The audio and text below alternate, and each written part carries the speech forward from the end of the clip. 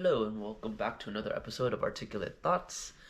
And today I just want to give an update on what's been happening with the dance thing and different transformations, different shiftings. So, in the beginning of December, I received a message that the gym I was teaching out of was going to close down unexpectedly. The business found an opportunity to relocate, which they've been looking to do for quite some time, and decided to take the opportunity and jump on it. So as a result, the final two classes on the teaching schedule had to be canceled, and that was really like sudden. Like, okay, we're gonna pull the plug on this, and I was devastated because there was a lot of momentum and building and a lot of time and effort going into marketing and promoting, and I just felt like, okay, we got something going, like there's some attention and knowledge of what we're doing here, and did, not by choice, had to put that to a stop. So it was a very intense period of like fears and doubts and just like, oh, a lot of assumptions and projections and taking things personally and just wondering, okay, is this universe trying to tell me that I shouldn't be doing this anymore? And I wasn't too sure. But luckily, I have the self care practices, a lot of journaling and 12-step work.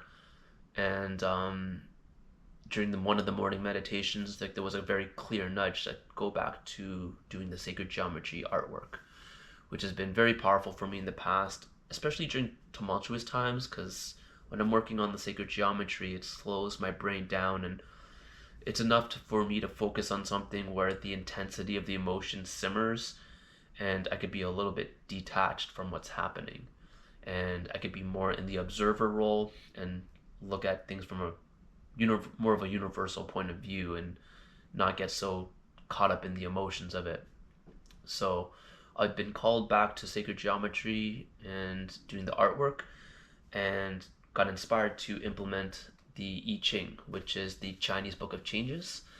And I'm not going to go too much into it, but there are 64 hexagram symbols, and each symbol represents a different phase in the human experience or just a cycle or process in like the universe.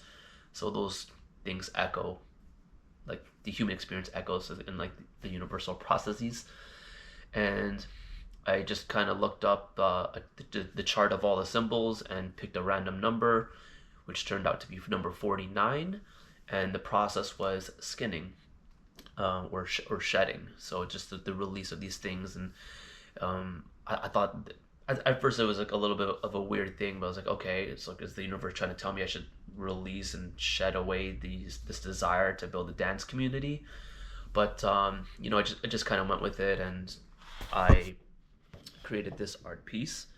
And yeah, that's what it looks like. This is what an I Ching symbol looks like. There's like six of these lines, and the solid lines represent a closed gate, and the open lines represent an open gate. So that's yeah, brief breakdown of the I Ching, but it was very powerful, and I know from my previous experience with sitting in front of a piece of art for hours that have the sacred geometry or these like ancient symbology behind it.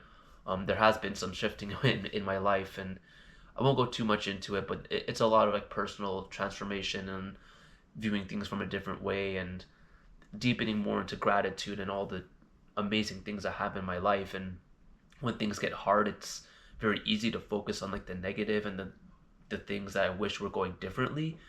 But the things that keep me grounded and rooted are the things I want to be grateful for, because there's a lot of things that could go wrong in my life or like could be even worse.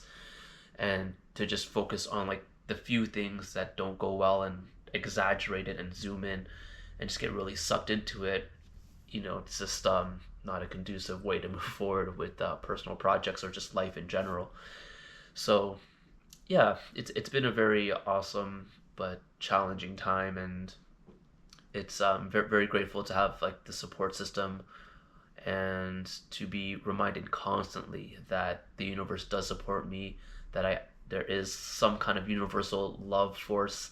I have family and friends that love me, and I'm beginning to very much cultivate like love for myself, and something I'm not super used to, but I'm getting more and more in the habit of it. And as a result, all these other opportunities have opened up for me to offer dance in familiar ways and in new ways as well. So the most exciting thing that's coming up is teaching dance at the Dovercourt House. So I've been working with a collective of two other facilitators, and we're going to be offering weekly classes at the Dovercourt House every Sunday morning in the new year, and just rotating every month. So um, I'll be offering on the second week of every month, and yeah, it's a very exciting thing because the second floor studio is where I actually had my very first ecstatic dance experience, and that was about 12 years ago. That's Yeah, something like that, about like 12 or 11 years ago.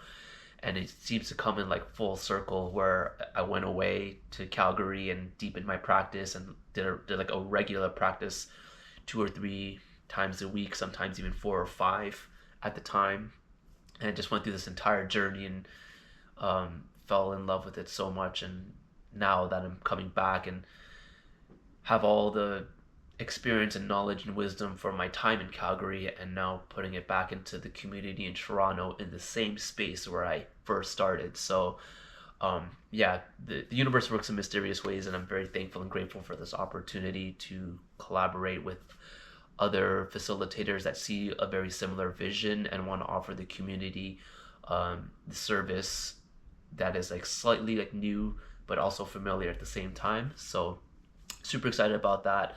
All the information will be in the description and links below. Another exciting collaboration is my work with Electric Sunshine Co. And the first event in November went really well, and we want to do another one. So on Tuesday, January 7th, I'll be offering an earth workshop, the elemental movements, and we're focusing on earth and focusing on the structure of our bodies and how everything is held together, and to use that foundation to find ways to move creatively in a safe way. So, and also like finding ways to ground and root our bodies and keep ourselves like stable while we're creating and building on top of each other. So yeah, that is also another offering be coming up.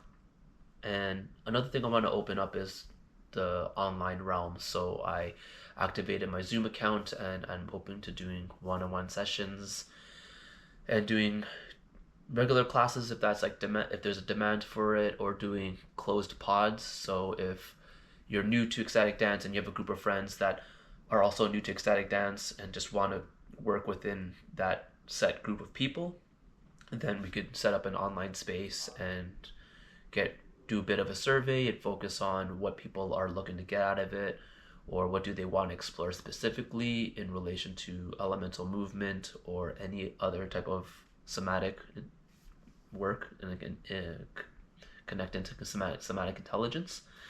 So yeah, there's a lot of new things coming up, and I will really love to have these offerings received by anyone who's like super passionate about connecting more with their bodies and movement and music and meditation. So check out the information below if you're interested, and reach out and connect.